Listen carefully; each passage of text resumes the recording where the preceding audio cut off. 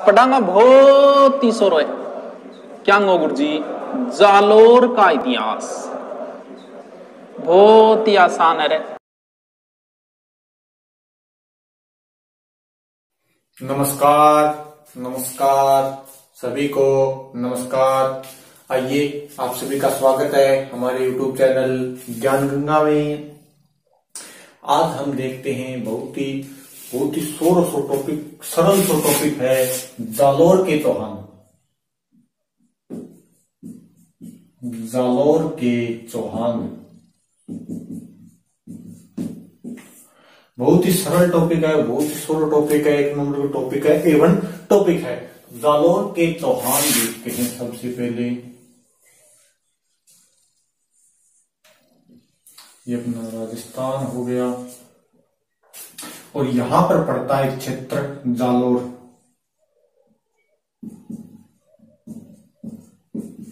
यहां का शासन है वो है चौहानों के पास। यहां का शासक है चौहान। तो जालोर के चौहान कहां से आए? सबसे पहले देखिए जालोर के चौहान कहां से आए। तो यहां पर एक क्षेत्र पड़ता है नाडोल, पाली के अंदर। नाडोल क्षेत्र पड़ता है पाली के अंदर। और जब चौहान वंश की शुरुआत की थी हमने, अजमेर के चौहान या सांबर के चौहान, तो वहां पर हुआ था एक शासक वाकपतिराज। दो बात नाडोल के चौहानों की कर लेते हैं।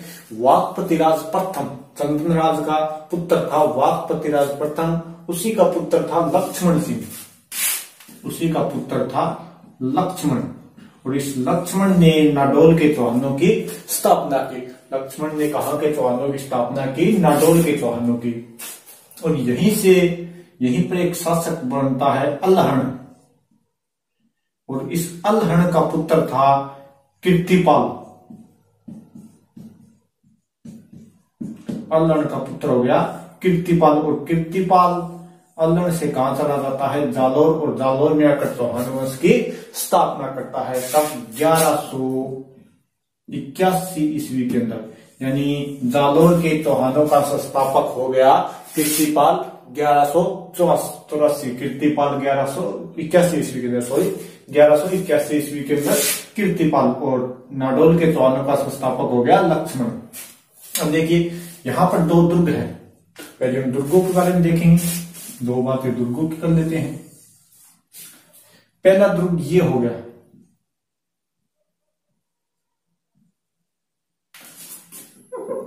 और दूसरा दुर्ग हो गया यहां पर। मेन दुर्ग ये हो गया जालोर का दुर्ग। ये है जालोर का दुर्ग, जालोर का दुर्ग। इसका निर्माण किया था नागभट्ट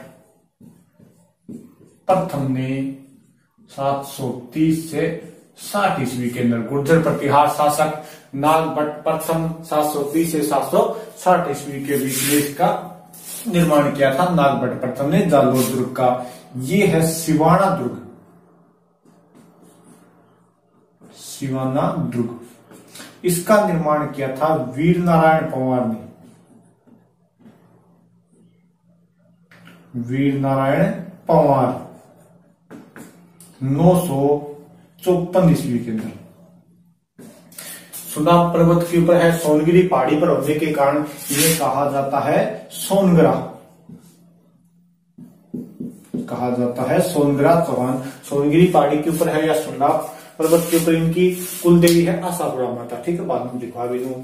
तो देखिए ये है जालोर दुर्ग, ये है सिवाना दुर्ग। अब इस जालोर दुर्ग को जीतने के लिए सिवाना दुर्ग को जीतना जरूरी है। यानी जालोर नाम की कुंजी को, जालोर नाम के ताले को खोलने के लिए सिवाना नाम की कुंजी चाहिए। तो ये क्या है? सिवाना दुर्ग जालोर दुर्ग की कुंजी है। ऐसा राजस्थान में दो ही है, एक रणथंभौर दुर्ग की कुंजी जाहिन दुर्ग और एक जालोर दुर्ग की कुंजी सिवाना दुर्ग। ठीक है, अब देखिए यहां पर शासक होते हैं सबसे पहले कीर्तिपाल। स्थापना किसने की? कीर्तिपाल ने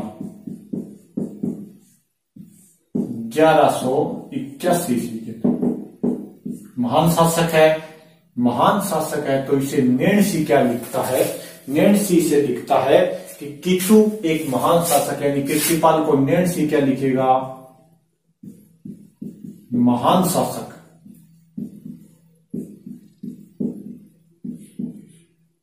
कीर्तिपाल को नेणसी लिखता है महान शासक। इसके बाद में इसका पुत्र शासक बनता है जिसका नाम है समर सिंह। समर सिंह शासक बनता है। इसके बाद में शासक बनता है उदय सिंह। ये शक्तिशाली शासक था उदय सिंह। 1205 से 57 ईस्वी तक इसने यानी 52 सालों तक इसने शासन किया। इल्तुतमिश से 1228 के अंदर इसका युद्ध भी होता है। ये बातें लिखने के अंदर आई जाएगी। जैसे समर सिंह ने अपनी पुत्री लीला देवी का विवाह किया था गुजरात के भीमदेव सेकंड से। अब उदय सिंह के बाद शासक बनता है चोचिंग देव। उदय सिंह के बाद शासक बनता है चोचिंग देव और चोचिंग देव के बाद में यहाँ का शासक बनेगा सामंत सिंह।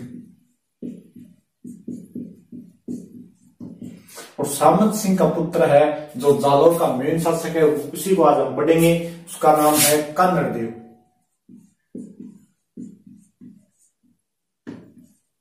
कन्नड़ देव चौहान। इस कन्नड़ देव चौहान को यहाँ पर पढ़ना है। स्थापना की कीर्तिपाल ने, उसके बाद में समर सिंह, उदय सिंह, चोचिंग देव, सामंत सिंह और कन्नड़ देव। कन्नड़ देव को पढ़ना है। लोग मेन पढ़ेंगे वो कौन सा शासक है जालोर के अंदर, कन्नड़ देव है। तो आज हम पढ़ेंगे कन्नड़ देव चौहान को, ठीक है।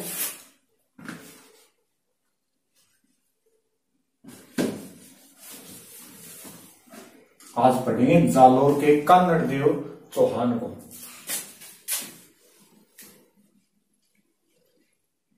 नाडोल के चौहानों का संस्थापक लक्ष्मण सिंह, सिरोही का हो गया राव दुम्बा और अजमेर का वासुदेव और जालोर का हो गया कीर्तिपाल।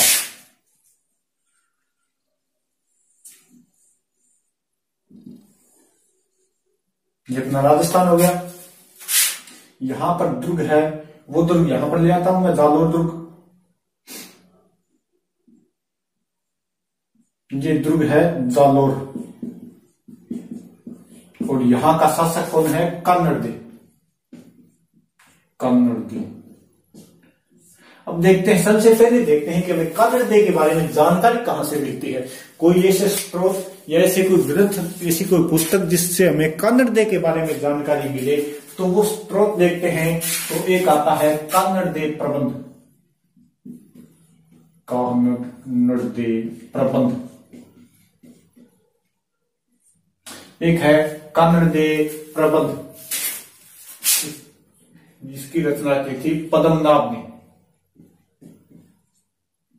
एक आती है ब्रह्मदेव सोनग्राही बात। ब्रह्मदेव सोनग्राही बात, इसकी रचना भी किसने की? पद्मनाभ ने। एक आती है तारीख फरिश्ता, यानी फरिश्ता। एक हमें फरिश्ता से इसके बारे में पता चलता है। एक आती है नैणसी ग्रंथ, यानी नैणसी से इसके बारे में पता चलता है। और कुछ हमें पता चलता है अमीर खुसरो से।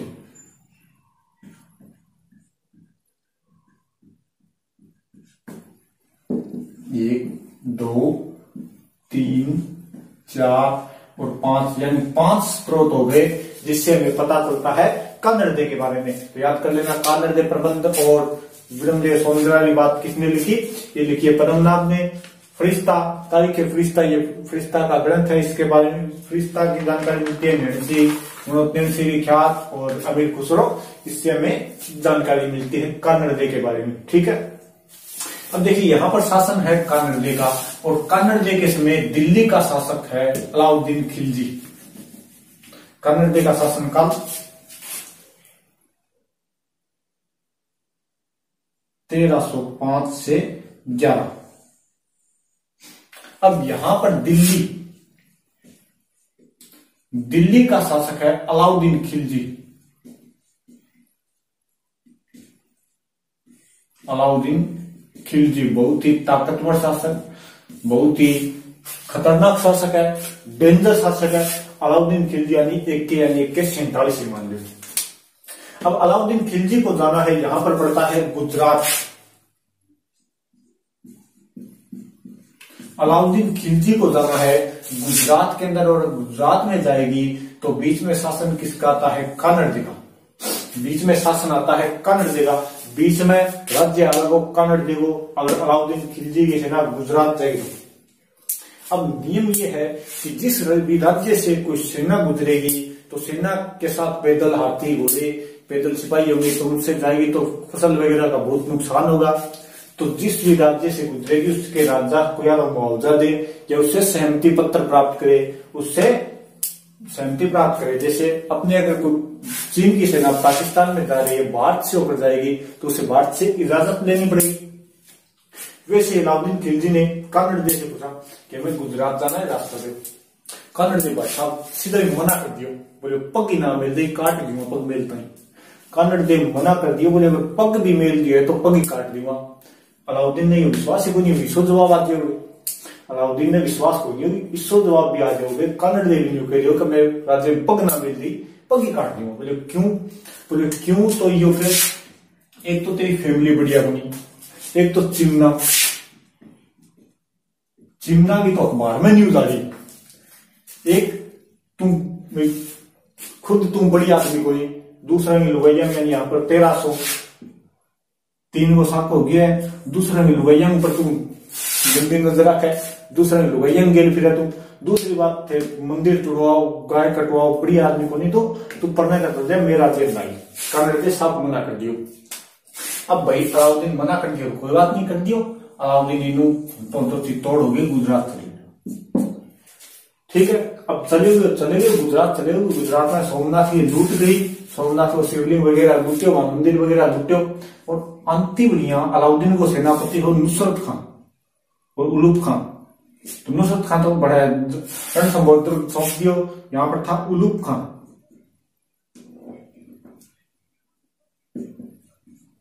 यहाँ पर सेनापति था उलूप खान, और ये आ गया जालौर के एकदम नजदीक सीमा के ऊपर।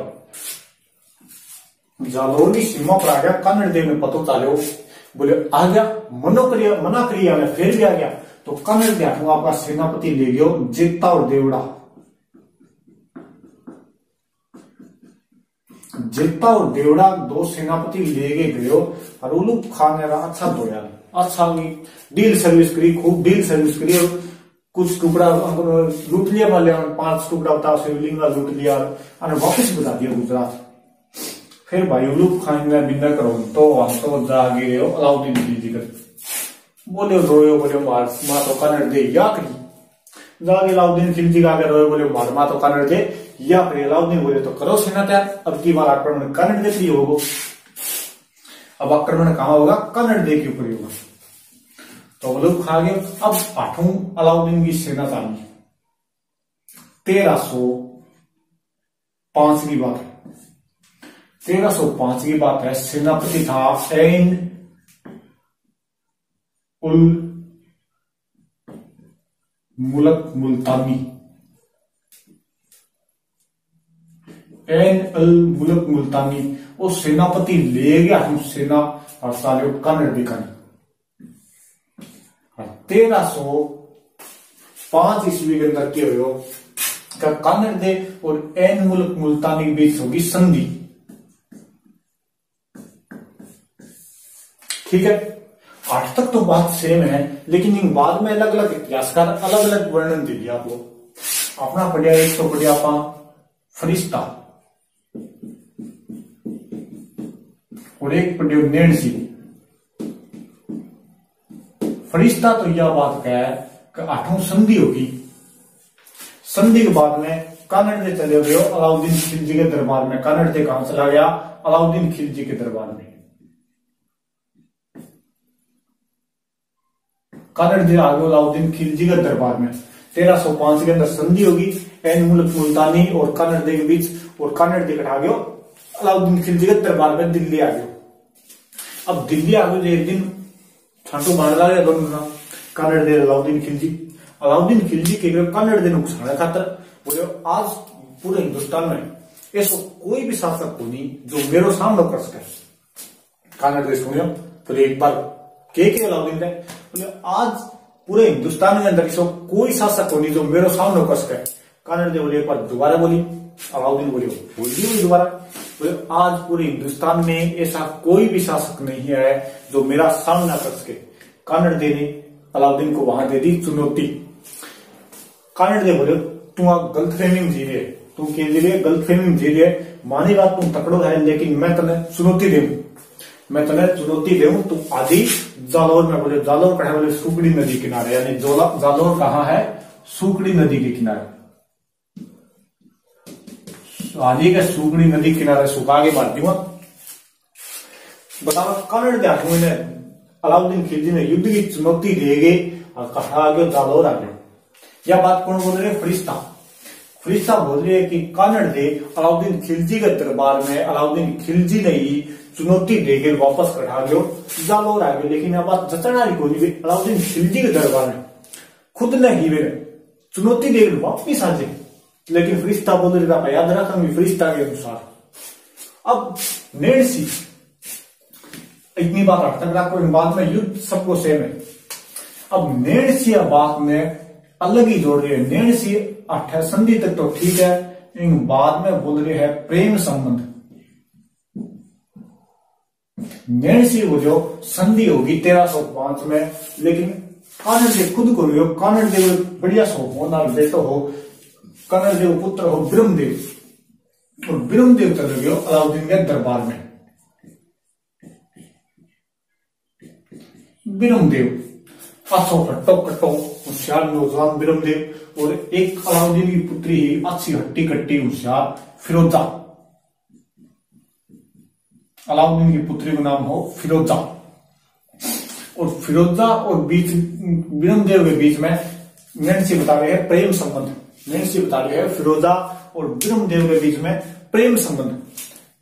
बताया है कि एक बार ब्रह्मदेव 6-7 मल्ल योद्धा के युद्ध कर रहे हो और अकेले ही रह रहे हो, तो फिरोजा देख ली सब चीज ऊपर खड़ी देखने लगी, और फिरोजा निकाले अपना हाथ ठाक मारे और ब्रह्मदेव के ऊपर, और ब्रह्मदेव के करने लगी प्रेम करने लगी, ब्रह्मदेव को प्यार करने लगी। एक बार कुछ समय बीत तो फिर फिरोजा अपने प्यार को इजहार कर दियो ब्रह्मदेव के सामने, और ब्रह्मदेव क्या कर दियो, मना कर दियो। ब्रह्मदेव मना कर दियो, जब फिरोजा गई बाजी बाजी अपने पापा करने। अलाउद्दीन खिलजी ने बोली पापा मैं तो प्यार करूं। अब अलाउद्दीन खिलजी सोचो, एक माँ तो इसी ही चिमना इसी ही बेटी सी निकली। बोले बेटा क्यों प्यार करे, बोले मैं तो ब्रह्मदेव। बोले ब्रह्मदेव वो तो अपने समाज में कोई अपने समाज में देख बढ़िया गए, अपने समाज में बढ़िया बढ़िया देख ले कोई। बोली ना मैं तो ब्याह करूं तो ब्रह्मदेव करूंगी, तो कोई करूं मत जाऊं। अब अलाउद्दीन खिलजी सोचो पन्ना ब्रह्मदेव आजकल का टापर ऐसा ही याद कर टापर की कर बैठेगा थोड़ा मोटा कहता है। बोले ठीक है। ब्रह्मदेव ने बुलाया, ब्रह्मदेव ने बुलाया, बोले आ भाई ब्रह्मदेव, अब तो मेरे भाई कौन रहे हो, आज तो मेरा दामाद बनाना है, मेरी बेटी तेरे प्रेम करे है, हरदम तनके करनी है, शादी करनी है, तो अबिल तो तेरे लिए बहुत गर्व की बात होनी चाहिए कि मैं भारत को सुल्तान हूं, और तेरे लिए क्या है मेरी बेटी को रिश्ता आएगा। फिर भी तेरे एक रात वक्त दे सोचने वास्ते, और ना सुनने की तो हमें आदत ही नहीं है। अलाउद्दीन खिलजी बोला कि ना सुनने की तो हमें आदत ही नहीं है। ये सवेरे मेरे को बता दी इतना गले के लिए हार चाहिए या तलवार चाहिए। यह बात अलाउद्दीन खिलजी ब्रह्मदेव ने की, और भाई ब्रह्मदेव गए, रात नहीं होगी, हनुमान नींद ही को जाए रात में। ब्रह्मदेव 8वीं रातों रात फरार आगे जालौर, और आगे कानड़-दे बोले मेरे साथ तो आओगी। कानड़-दे बोले कोई बात नहीं, कोई बात नहीं भाई, तू तैयारी करने गयो आज के पास ठीक है, तैयारी बीच में छोड़िए। फिरोजा जब जाके सवेरे देखियो ब्रह्मदेव ने, तो ब्रह्मदेव को कोई नहीं बढ़ा, तकिया पड़ा। फिरोजा बताओ पीछे पीछे चली आई मैं 7 समुद्र पार। फिरोजा आ गई कानड़-दे के दरबार में, बोले राजा जी न्याय करो, राजा जी न्याय करो। बोले बोल बेटी क्या न्याय करना। बोले मेरी विवाह करने की इच्छा है। बोले मैं तो बूढ़ो गयो।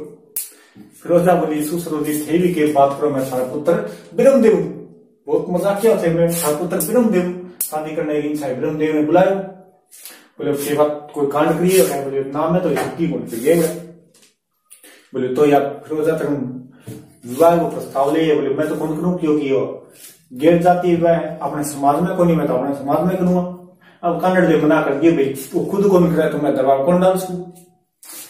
और फिरोजा चलेगी, फिर दोबारा गई अलाउद्दीन खिलजी को बोली पप्पा अब अलाउद्दीन खिलजी को जो कर जाऊंगा, अभी जा रही हूँ सेना तैयार करके जीम तो मेरे लोग किसी तो जाऊंगा बिरम देव ने। अब अलाउद्दीन खिलजी यहां से आएगा 1308 ईस्वी, 1308 ईस्वी के अंदर आएगा अलाउद्दीन खिलजी यहाँ पर। और अब इसका बढ़िया वाला कमालगोस को बढ़िया सा सेनापति रहे, कमालगोस यानी यहाँ इसका सेनापति है कमालुद्दीन गुर्ग, कमालुद्दीन गुर्ग। और 1308 के अंदर अब सेना चली है 1308 के अंदर, और यहां पर आ गई सिवाना के दुर्ग के अंदर। 1308 के अंदर आ गई सिवाना दुर्ग के अंदर। सिवाना दुर्ग ब्रह्मदेव ने सौंप रखा था शीतल देव को।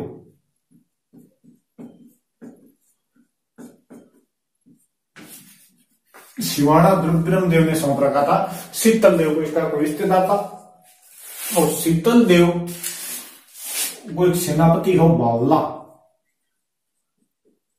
बावला बतावे है घेरो डाल दिया सिवाना दुर्ग को, तो बावला बतावे कहीं अंदर कोई मामा देव कुंड है, मेरे अंदर गोरक्त मिला दियो, गाय को रक्त मिला दियो, दुर्ग का दरवाजा खोलना पड़ा। और 1308 ईस्वी के अंदर यहां पर क्या हो गया, साका शीतल देव के नेतृत्व में क्या हुआ, केसरिया और इसकी पत्नी थी मेणा दे, मेणा दे के नेतृत्व में हो गया जोहर। शीतल दे के नेतृत्व में केसरिया और मेणा दे के नेतृत्व में जोहर। और 1308 ईस्वी के अंदर क्या हो गया, यहां पर साका हो गया, कौन सा, सिवाना का साका, सिवाना का साका हो गया 1308 ईस्वी के अंदर। अब यहां पर जालौर दुर्ग का घेरा डाल दिया। बताते हैं यहां पर अलाउद्दीन खिलजी स्वयं भी आ गया था। अब यहां पर जालौर दुर्ग की एक खास बात है, हसन निजामी कहते हैं कि जालौर दुर्ग का दरवाजा आज तक कोई भी दुश्मन नहीं खोल पाया। हसन निजामी लिखते हैं कि जालौर दुर्ग का दरवाजा आज तक कोई भी दुश्मन नहीं खोल पाया, यानी दरवाजे से तो प्रवेश किया ही नहीं जा सकता, तो कहां से प्रवेश करे, तो प्रवेश करने के लिए जैसे कोई दुर्ग बनाते थे राजा, तो उसके अंदर गुप्त सुरंग बनाते थे। वो सुरंग दुर्ग से 10-15 किलोमीटर दूर जाके खुलती थी, वहां से राजा भी अगर संकट आ जाए, भीड़ जाए, तो वहां से राजा की फैमिली वगैरह निकल सके, इसलिए सुरंग बनाते थे। उस सुरंग का पता बता दिया था इस कन्नड़ देव का एक सेनापति था दैया बिक्का। दैया बिक्का ने उसका पता बता दिया था अलाउद्दीन खिलजी को। और घरे आयो दैया बिक्का, आगे आपके लुगाई ने बोले आज तो मैं क्या कर दी, लुगाई मारे पहले और दैया बिक्का ने सल्टा दियो। दैया बिक्का की मौत होगी, यानी सल्टा दिए। बाद में दिन लुगाई बाजी रात कन्नड़ देव ने बताना, मैं पहले बताया कि सेना प्रवेश कर गई अंदर, यहां पर हो गया कन्नड़ देव। अब सेना प्रवेश कर गई तो कन्नड़ देव के नेतृत्व में क्या हो गया, केसरिया, और इसकी पत्नी थी जेतल देव। जेतल देव के नेतृत्व में हो गया जोहर। और 1311 ईस्वी में जालौर का साका क्या हो गया, कंप्लीट। जालौर को साको हो गया 1311 ईस्वी में। ब्रह्मदेव बतावा के लड़तो वीरगति ने प्राप्त हो गया। और का अब 1113 ईस्वी में यहाँ का साका समाप्त हो गया। अब ये 1308 ईस्वी में जब सिवाना दुर्ग को अलाउद्दीन खिलजी ने जीता, तो इसका नाम चेंज किया था, यानी राजस्थान में 3 दुर्गों के नाम चेंज करेगा। राजस्थान के अंदर अलाउद्दीन 3 दुर्गों के नाम चेंज करेगा। पहला है चित्तौड़ का, रणथंभौर का निकलेगा चित्तौड़गढ़, फिर हो गया सिवाना, और इसके बाद में हो गया जालौर दुर्ग। चित्तौड़ का करेगा खिजराबाद, अपने पुत्र खिजर खां को दिया था ये।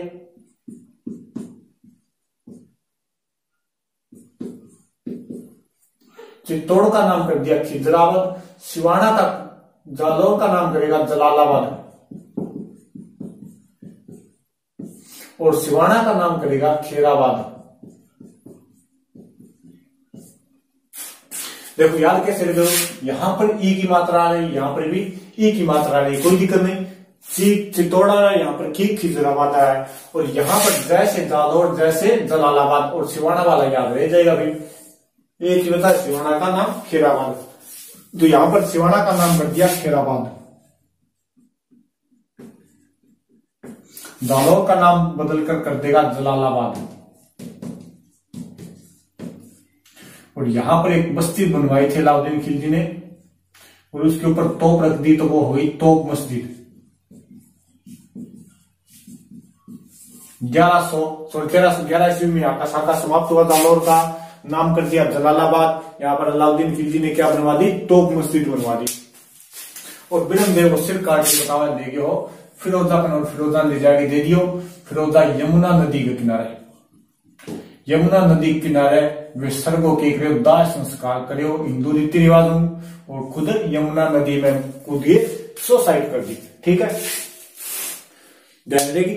सबसे पहले अलाउद्दीन खिलजी की वजह से राजस्थान में साक्य पहला 1321 ईस्वी में रणथंभौर का कोई नाम चेंज नहीं किया। हमीरदेव के नेतृत्व में शाखा केसरिया हुआ, और रानी रंगादेवी के नेतृत्व में जोहर। फिर यहाँ पर हो गया 1301 ईस्वी के अंदर, 1303 ईस्वी के अंदर चित्तौड़गढ़ वाला हो गया। फिर यहाँ पर 1308 के अंदर सिवाना दुर्ग, और 1311 के अंदर हो गया जालोर दुर्ग का शाखा। ठीक है, अब जल्दी से इसको लिख लो, जल्दी से जालोर के चौहानों को लिख लो। ये हो गया जालोर के चौहान कंप्लीट बढ़िया तरीके से।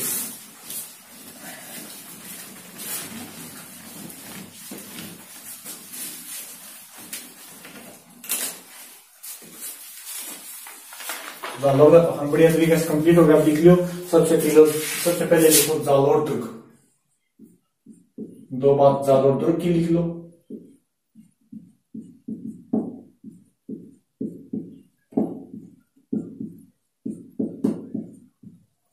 निर्माण नागभट्ट फर्स्ट, 730 से 760 ईस्वी में, कोई दिक्कत नहीं। सुकड़ी नदी किनारे, सुकड़ी नदी किनारे स्थित है जालोर दुर्ग। उपनाम लिख लो इसके,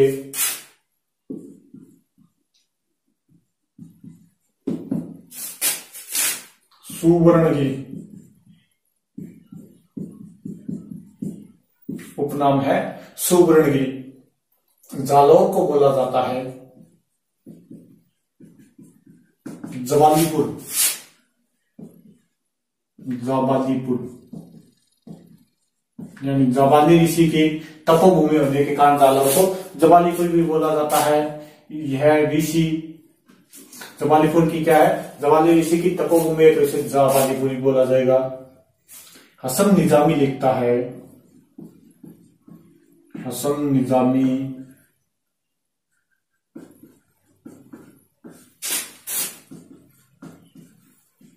लिखता है कि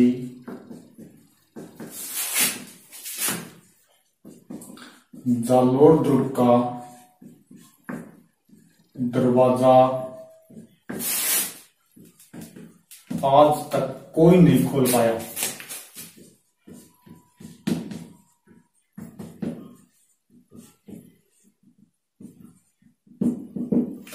हसन निजामी लिखता है कि जालोर दुर्ग का दरवाजा आज तक कोई नहीं खोल पाया। इस दुर्ग के अंदर क्या है, इसके अंदर है मलिक साहब की दरगाह है,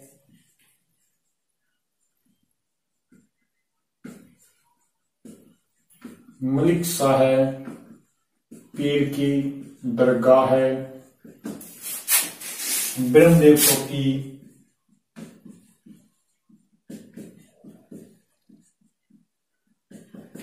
तोप मस्जिद, या इसके अंदर क्या है, नटनी की छतरी भी है, ये जरूरी। नटनी का चबूतरा है पिछोला झील के किनारे, नटनी की छतरी, ये नटनी की छतरी है जालोर दुर्ग के अंदर, और नटनी का चबूतरा है पिछोला झील के किनारे। इसके बाद में लिखो सिवाना दुर्ग,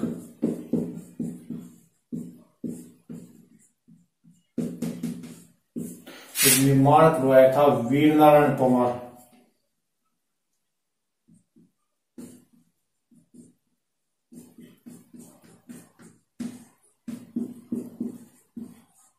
वीर नारायण परमार 954 ईस्वी के अंदर। वीर नारायण पवार 954 ईस्वी के अंदर। इसका उपनाम है कुमठ। ये बाड़मेर केंद्र है, वो तो जालौर में हो गया, ये है बाड़मेर केंद्र। इसका नाम है कुमठ या कुमलाना दुर्ग। सिवाना दुर्ग को मारवाड़ राजाओं की आश्रय स्थली या संकटकालीन राजधानी भी कहा जाता है। मारवाड़ राजाओं की संकटकालीन राजधानी।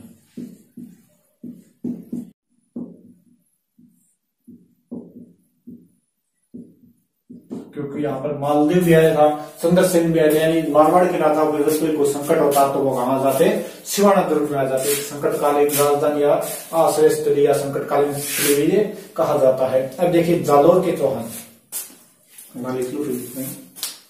यहाँ पर देखते हैं जालौर के चौहान।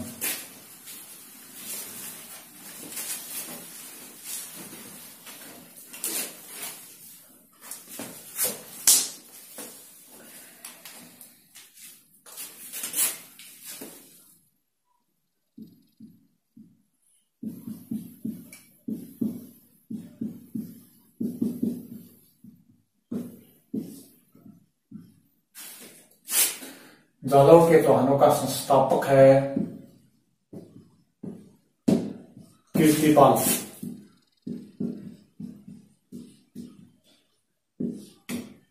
1181 ईस्वी के अंदर। कीर्तिपाल 1181 ईस्वी के अंदर। ने सोनगरा भी कहा जाता है, तो हम लिख देंगे कीर्तिपाल सोनगरा। सोन पहाड़ी पर होने के कारण सोनगरा भी कहा जाता है, तो ये हो गया कीर्तिपाल सोनगरा। जालौर के चौहान वंश का संस्थापक 1181 ईस्वी के अंदर इसने क्या की, यहाँ पर चौहान वंश की नींव डाली। नैन सिंह ने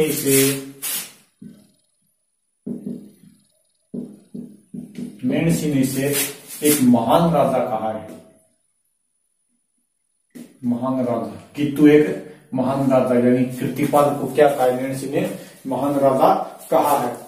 ये नाडौल के अलग का पुत्र था। नाडौल का एक शासक था अलग, या अलग, उसका पुत्र था कीर्तिपाल, जिसने यहाँ पर आकर जालौर के अंदर जालौर के चौहानों की स्थापना किया, नींव डाली। इसके बाद में इसका पुत्र शासक बनता है नंबर 2 पर समर सिंह। समर सिंह शासक बनता है। समर सिंह कीर्तिपाल का पुत्र।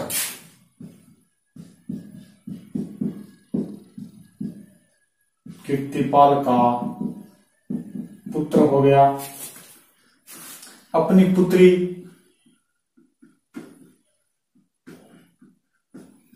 लीला देवी का विवाह है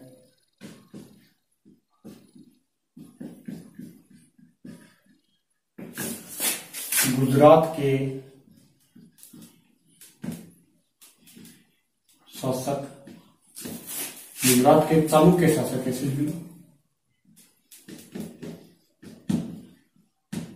गुजरात के चालुक्य शासक भीमदेव सेकंड से करवाया। इसने अपनी पुत्री लीला देवी का विवाह है गुजरात के चालुक्य शासक भीमदेव सेकंड से करवाया था। इसके बाद में यहां पर नंबर 3 पर आता है उदय सिंह। उदय सिंह एक शक्तिशाली शासक माना जाता है उत्तर भारत के अंदर। सबसे ज्यादा शक्तिशाली था अपने समय के अंदर। 1205 से 1257 तक इसका शासनकाल है। इसके समय 1228 में इल्तुतमिश से युद्ध, इल्तुतमिश को हराया था इसने 1228 में, और गुजरात के लवणा प्रसाद को हराया था। गुजरात के लवणा प्रसाद को हराया। इसके बाद में नंबर 4 पर आता है चोचिंगदेव।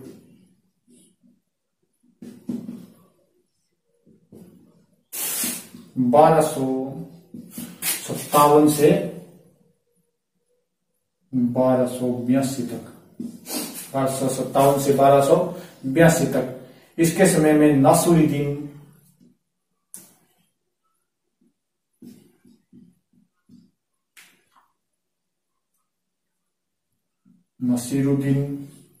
व बलवंत संगाली ने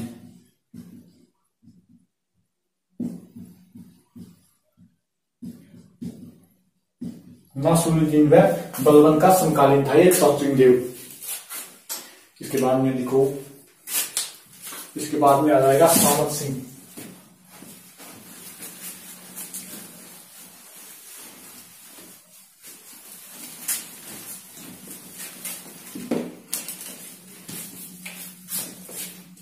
अब आ जाएगा सामत सिंह।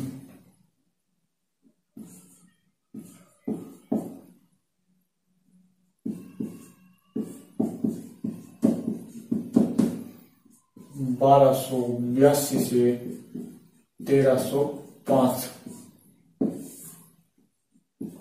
चोचिंगदेव का पुत्र।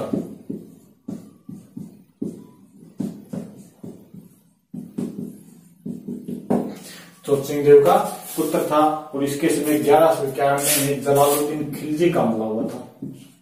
1291 में जलालुद्दीन खिलजी से युद्ध, और इसके बाद में मेन शासक बनेगा यहाँ का कन्नड़देव।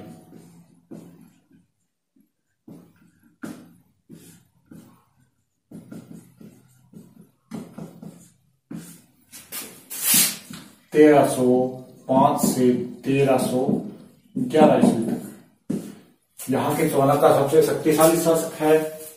इसके से संबंधित ग्रंथ कौन से मिलते हैं? संबंधित ग्रंथ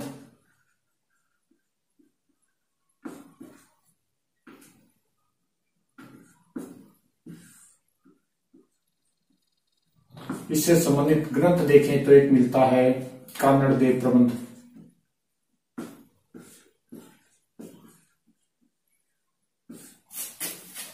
ब्रह्मदेव सोनग्राही बात,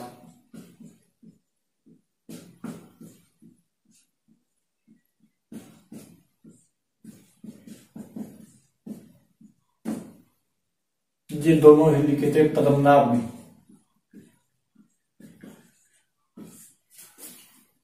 इसके बाद में मिलता है मनोज्ञ से विख्यात, और उससे पहले आया फरिश्ता।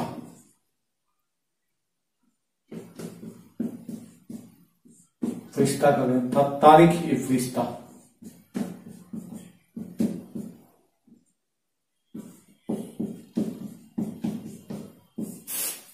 नैणसी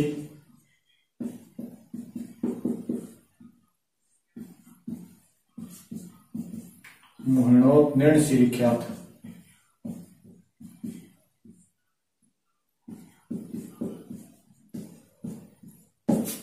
और एक मिलता है इसके बाद में अमीर खुसरो से भी कुछ मिलता है करके।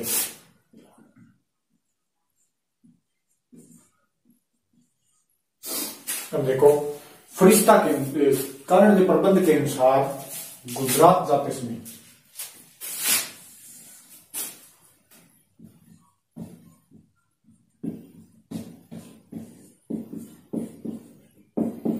कन्नड़ प्रबंध के अनुसार,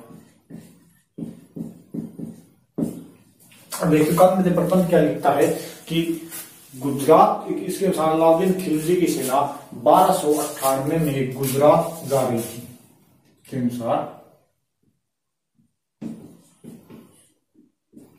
अलाउद्दीन की सेना 1298 में गुजरात जा रही थी।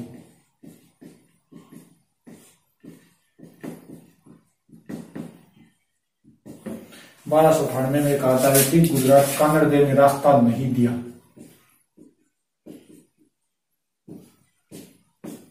कन्नड़देव ने रास्ता नहीं दिया। और कन्नड़ ने रास्ता नहीं दिया, तो कन्नड़ ने क्या किया, यहाँ पर रास्ता नहीं दिया। वापस लौटते समय मैंने बताया था आपको कि कन्नड़ ने रास्ता नहीं दिया तो वो चित्तौड़ होकर चलेगी। वापस लौटते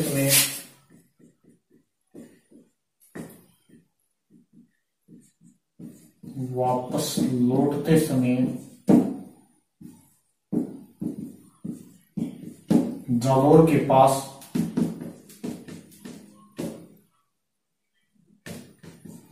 जिता व जालोर के पास कन्नड़ देने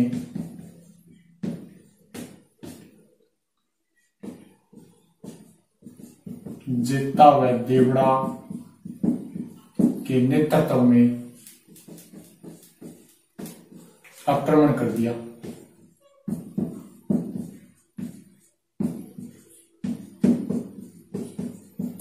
और शिवलिंग के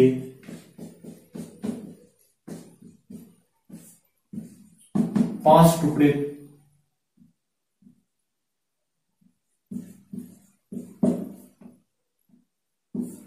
छीन लिए। इसके बाद क्या होगा, आक्रमण होगा। 5 टुकड़े छीन लिए। ब्रह्मदेव सोनग्रा प्रथम लिख दिया। इसके बाद में नैन्सी ने इसका क्या कारण बताया है के अनुसार, इसके अनुसार तो फिर युद्ध हो गया, 5 टुकड़े छीन लिए, फिर अलाउद्दीन खिलजी ने युद्ध कर दिया। इसके अनुसार ब्रह्मदेव व फिरोजा के मध्य प्रेम प्रसंग है। इसके अनुसार क्या है, ब्रह्मदेव और फिरोजा के मध्य प्रेम प्रसंग है। और फरिश्ता क्या लिखता है,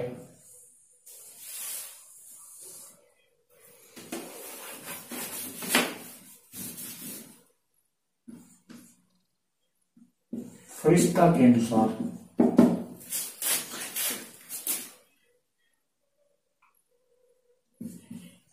1305 ईस्वी में ऐन मुल्क मुल्तानी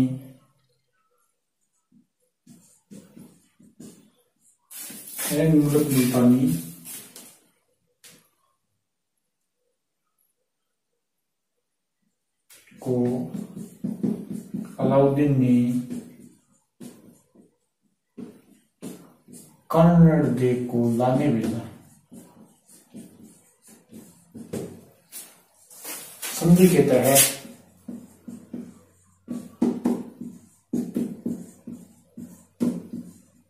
कन्नड़ देव अलाउद्दीन के दरबार में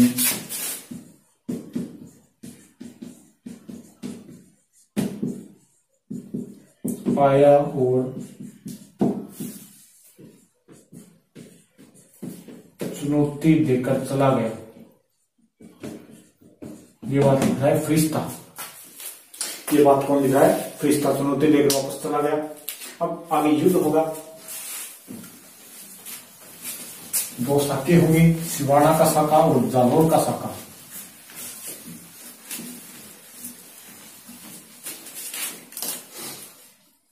अब आगे युद्ध होगा तो सिवाड़ा का शाखा।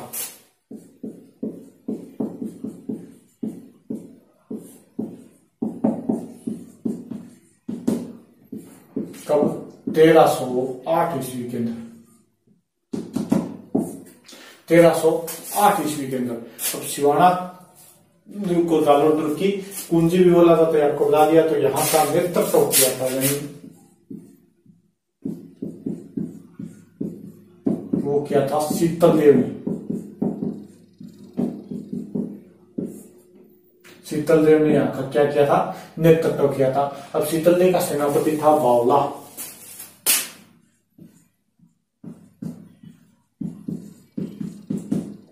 सेनापति बावला ने विश्वास घात किया और मामादेव कुंड में गोरख मिला दिया।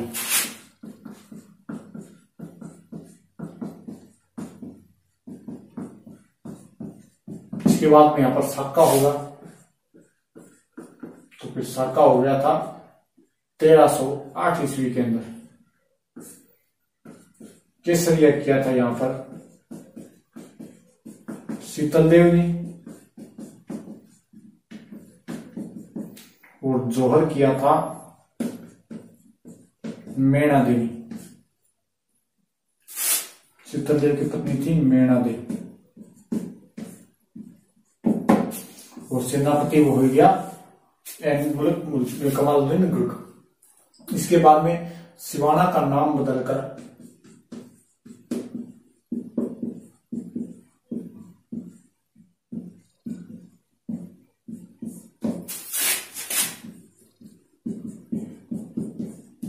खेराबाद कर दिया।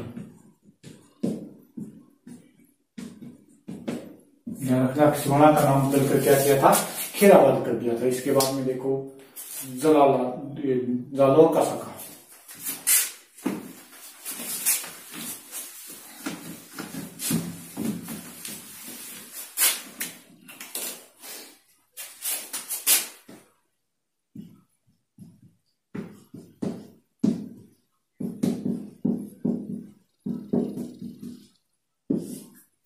जालोर का शाखा। जालोर आक्रमण के समय खिलजी का सेनापति मलिक नायक था।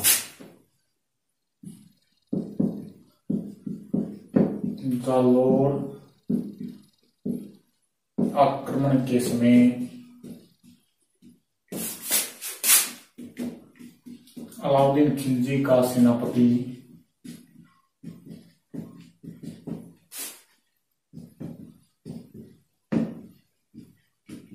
मलिक नायक था। यहाँ सेनापति था मलिक नायक। अलाउद्दीन खिलजी का सेनापति था मलिक नायक।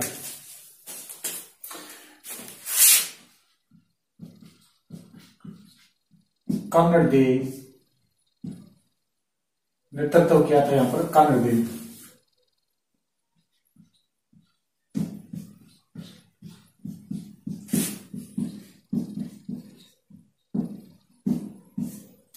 और कांगड़ देव का सेनापति था दैया बिक्का।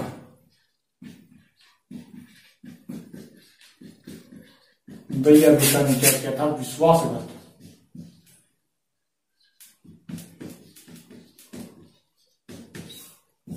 दैया बिक्का ने यहाँ पर विश्वासघात किया था। तो अब आगे शाखा होगा, तो शाखा के अंदर केसरिया किया था कान्हड़ ने।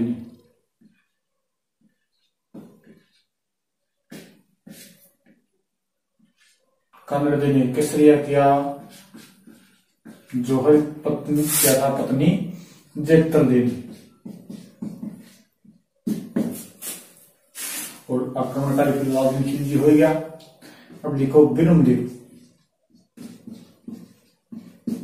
बिरमदेव क्या हुआ था, वीर गति को प्राप्त।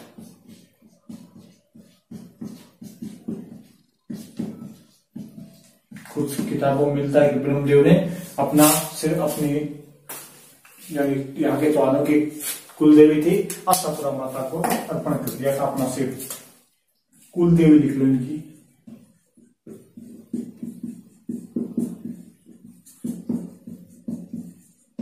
आशापुरा माता। और नाम बदल दिया था जालोर का जलालाबाद।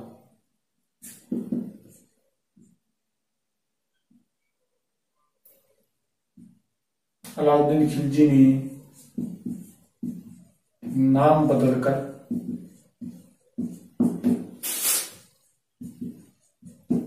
जलालाबाद कर दिया। अलाउद्दीन खिलजी ने यहां पर तोप मस्जिद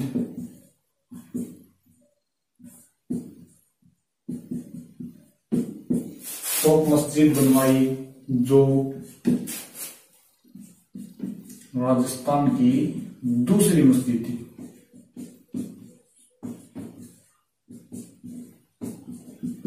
पहली हुई डायदिन का झोपड़ा।